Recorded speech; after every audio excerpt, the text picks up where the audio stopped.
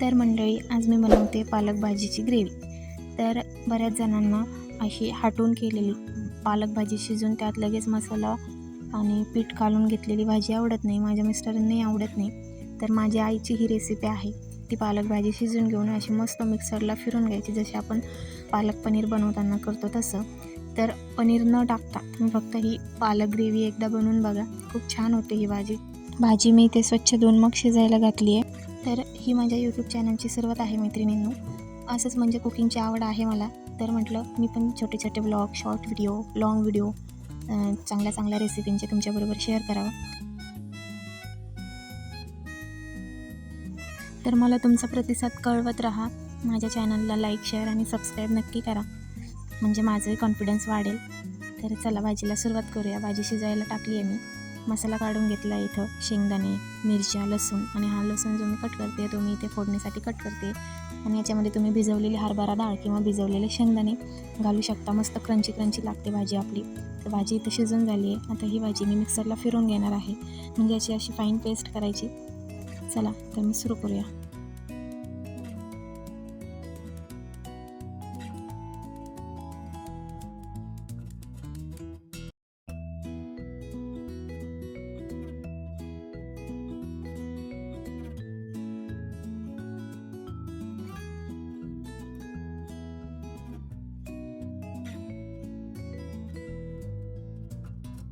तर ग्रेव्ही टाकून घेते मी। यामध्ये थोडंसं साधं पाणी घातले। भाजी तुम्हाला कमी जास्त ठेवायची, त्याप्रमाणे पाणी टाका तुम्ही। चवीपुरतं मीठ टाकते।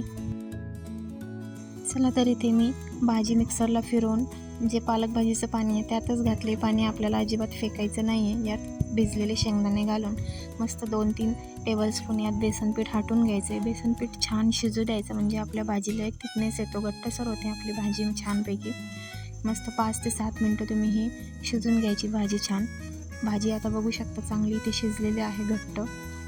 आता काय करायचं, आपल्याला या भाजीला लसणाची फोडणी करून घ्यायची। तर यासाठी मी इथे पळीमध्ये थोडंसं तेल गरम करून त्यात मस्त लसूण घातलं आहे चिरून। लसूण आपल्याला छान सोनेरी रंगापर्यंत तळून घ्यायचं आहे आणि फोडणीला टाकायची आहे भाजीत, आणि लगेच झाकण ठेवायचं आहे, म्हणजे जो लसणाचा अर्क आहे, जो वास आहे, तो पूर्णपणे आपल्या भाजीत मिक्स होईल। तर बघू शकता इथे आपली पालक भाजी रेडी आहे। मस्त छान झाली आहे भाजी। तर ही भाजी तुम्ही नक्की बनवून बघा मैत्रिणींनो, आणि काय रेसिपीला सबस्क्राईब करा। थँक्यू।